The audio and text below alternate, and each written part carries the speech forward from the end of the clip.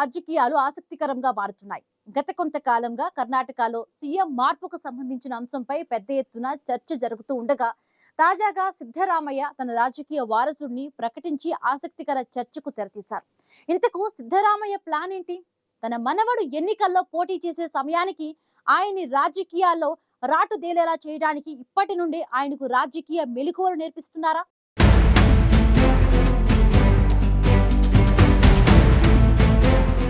Karnataka CM Siddaramaiah తన రాజకీయ వారసుడిని ప్రకటించడంతో ఆసక్తికర చర్చ మొదలైంది.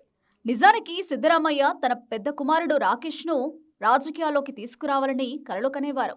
ఎందుకంటే రాకేష్ చక్కని మాటకారి, సమస్యలను నేర్పుతో పరిష్కరించే గుణం ఉన్నవారు. కానీ రాకేష్ దారి తప్పి అనారోగ్యాన్ని కొని తెచ్చుకుని 39 ఏళ్ల వయసులోనే మరణించారు. రాకేష్ మరణించే సమయానికి సిద్ధరామయ్య ముఖ్యమంత్రిగా ఉన్నారు. తన పెద్ద కుమారుని మరణంతో కుంగిపోయి ఇకపై తాను ఎన్నికలకు దూరంగా ఉంటానని సిద్ధరామయ్య ప్రకటించారు. ఇక వైద్యునిగా ఉన్న తన రెండో కుమారుడు డాక్టర్ యతీంద్రను వరుణ నియోజకవర్గం నుంచి ఎన్నికల బరిలో నిలిపి గెలిపించుకున్నారు. ఆ సమయంలో ఎన్నికలకు దూరమని చెప్పినా ఇవే చివరి ఎన్నికలు అని అంటూ 2018లో బాదామి నుంచి గెలిచారు. ఇక ప్రభుత్వ ఏర్పాటుకు మెజారిటీ లేకపోవడంతో పార్టీ అధిష్టానం ఆదేశాలతో జనతాదళ్కు మద్దతిచ్చారు.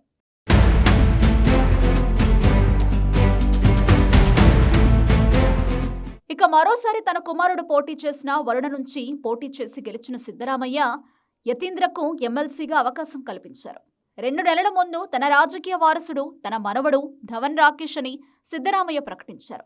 తాను ఈసారి ఎన్నికల్లో పోటీ చేయనని, పార్టీ సూచించిన పని చేస్తూ తన మనవడిని ఎన్నికల్లో గెలిపించుకుంటానని ప్రకటించారు.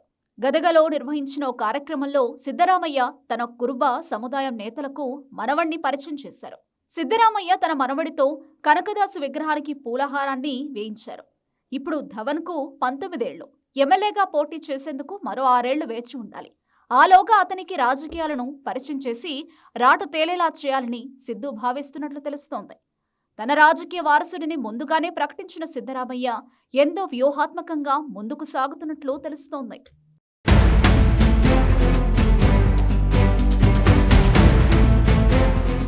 గత అసెంబ్లీ ఎన్నికల్లో కర్ణాటక ప్రదేశ్ కాంగ్రెస్ అధ్యక్షుడు శివకుమార్, సిద్ధరామయ్య ఇద్దరూ కలిసి ఎంతో వ్యూహాత్మకంగా పనిచేసి వారు ఊహించినట్లే 135 సీట్లను గెలుచుకున్నారు. అయితే ముఖ్యమంత్రి పదవి తనకే దక్కుతుందని ఆశించిన డీకే శివకుమార్కు నిరాశ ఎదురైంది. సీఎం పదవి మరోసారి సిద్ధరామయ్యకే దక్కింది.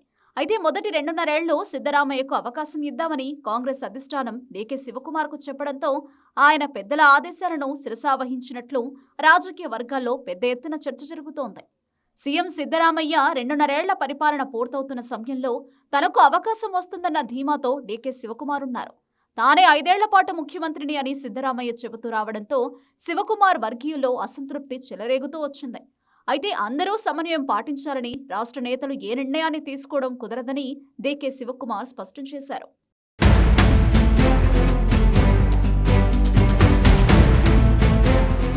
ఓవైపు సిద్ధరామయ్యను జాతీయ రాజకీయాల్లోకి తీసుకెళ్లేందుకు ప్రయత్నాలు జరుగుతున్నా అందుకు ఆయన సుముఖత వ్యక్తం చేయలేదు.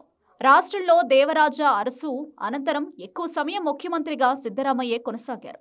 అయితే కాంగ్రెస్ అధిష్టానానికి ముందు ఇచ్చిన మాట ప్రకారం అధికారాన్ని వదులుకోవాల్సి వస్తుందని సిద్ధు భావిస్తున్నట్లు తెలుస్తోంది. మొత్తంగా నవంబర్ నాటికి కర్ణాటకలో కాంగ్రెస్ ప్రభుత్వం ఏర్పడి 2.5 ఏళ్లు పూర్తవుతుంది. ముఖ్యమంత్రితో పాటు ఉప ముఖ్యమంత్రి ఇరువురు కలిసి ఈ మధ్య అన్ని కార్యక్రమాల్లో పాల్గొంటున్నారు. దీంతో కర్ణాటకలో త్వరలో నాయకత్వ మార్పు ఉంటుందా లేదా అనే దానిపై పెద్ద చర్చ జరుగుతోంది. ఇదిప్పుడు సిద్ధరామయ్య తన రాజకీయ వారసుడి పేరును ప్రకటించడంతో కర్ణాటక రాజకీయాల్లో ఈ అంశం చర్చనీయాంశంగా మారింది.